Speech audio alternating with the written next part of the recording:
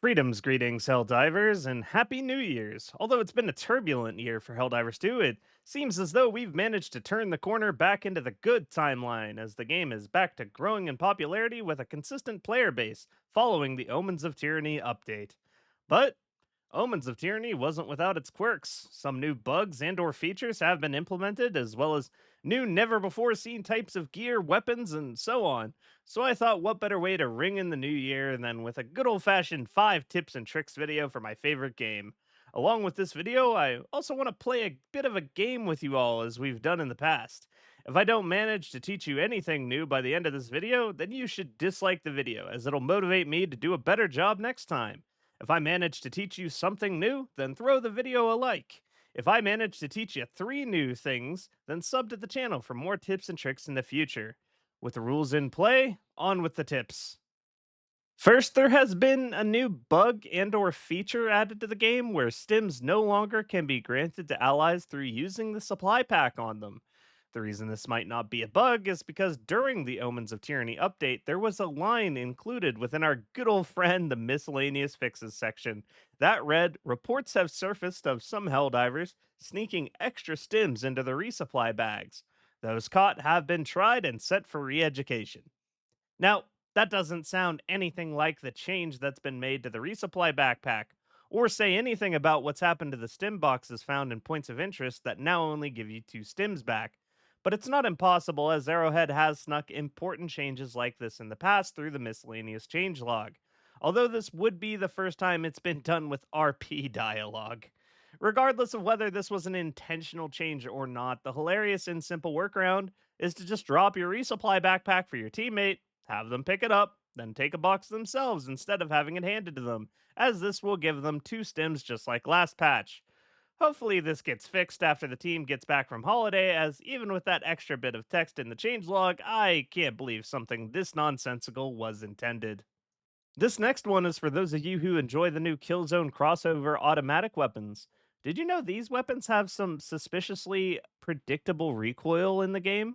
Firing these weapons always results in the weapon drifting rapidly up and to the left on automatic fire, meaning it can be easily and consistently countered by just dragging your cursor down and right while firing for a consistent stream of fire on the target. This is 100% true for the assault rifle, but I will say the SMG is a bit more unreliable due to that 25 spread factor. That being said, as long as it's at close range, this tip to using these new weapons holds up quite well. Next up, I'm sure a lot of you have been enjoying the hell out of the new ATE, as this emplacement is an absolute monster in defensive missions against all 3 factions, dropping enemy heavies in just a couple shots at most, while blasting away enemy medium squads instantly. But you're immobile and defenseless while in the emplacement. You can, however, as it turns out, deploy the new directional shield while in the emplacement to catch any incoming projectile damage. This trick has some mixed results, to be fair, as your emplacement will still be taking the brunt of any incoming explosives, but the shield tech will at least protect your Helldiver's squishy body from the incoming hate while you dish out your own. To deploy your directional shield while manning this or any emplacement for that matter, equip your secondary with your shield equipped, proceed to get into the emplacement, then stim while aiming down sights with it. Your shield will now pop up as long as you continue to use the weapon. As an added note, enabling your crosshair to always be visible will cause the ATE emplacement crosshair to in turn always be visible, even while not aiming down sights with it, allowing you to more easily seek targets at closer ranges while maintaining more awareness of your surroundings. To continue with the directional shield tech, while serving as a passenger within the FRV, from now on referred to as the Puma because I think it looks more like a Puma. you can deploy the directional shield to soak up incoming fire from the automatons and illuminates, as well as the bile from terminids, protecting the Puma from harm on that side of the vehicle, improving its survivability in those tough situations by quite a large margin. The same is true for the personal shield, although it does have far less health to its name than the directional one, protecting both you and the Puma from incoming fire, especially while aiming outside the vehicle doors, making it that much harder to stop your road rage.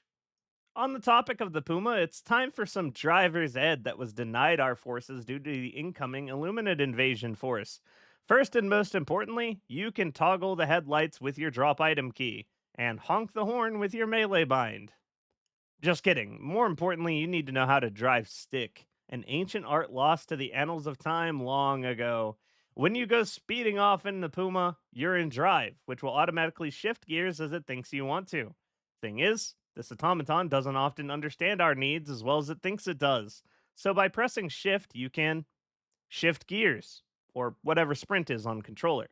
First gear gives you better control of the vehicle at the expense of top speed, while allowing you to climb inclines much easier you'd have struggled with otherwise. Second gear is if you want to drift like a madman at top speed across the battlefield and probably get your whole squad killed in a fiery explosion.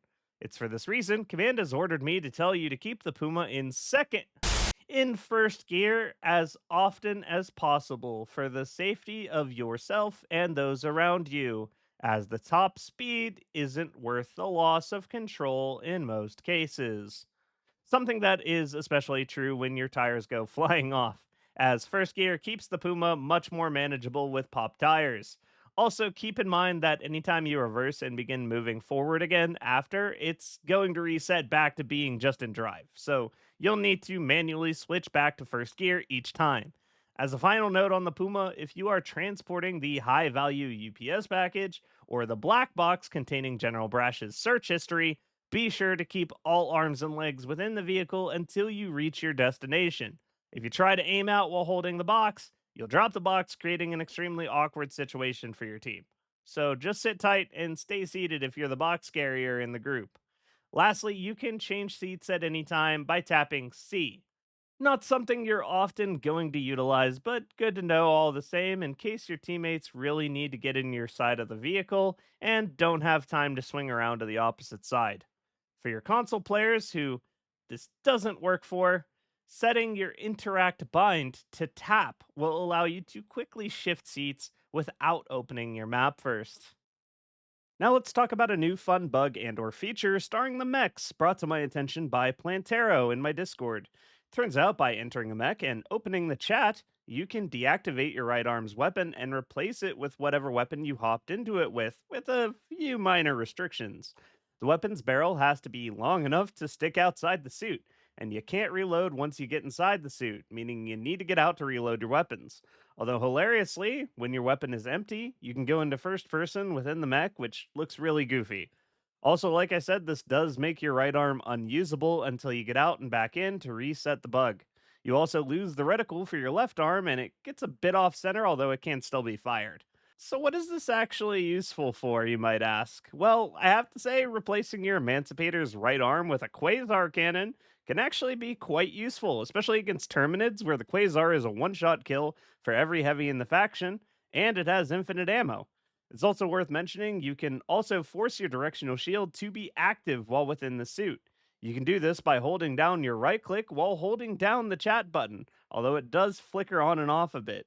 It's also a bit easier if you bind these two things together, but that's obviously going to get awkward for all of your gameplay outside of the mech, so I wouldn't recommend this. This will block incoming projectiles that could otherwise have one shot the mech, allowing you to trade out one of your arm's firepower to protect your 10-minute cooldown 2 usage permission metal death trap. Do I think this makes the mech good? Absolutely not, but I do think it adds some extra fun to utilizing them and gives you an idea of what it could have been like in a world where we had mech customization existing, which should be entertaining for those of you who enjoy breaking things. Although this does seem like something that'll be patched out should Arrowhead catch wind of it, as, again, it's really, really goofy looking. And there you have it, my 5-ish tips and tricks for the Omens of Tyranny patch in Helldivers 2. How did I do? Did I manage to teach you some new tech, or am I a washed up YouTuber? Let me know in the comments below. Thank you to my coffee supporters who help keep the channel going, and thank you for watching till the end. I'll see you next time.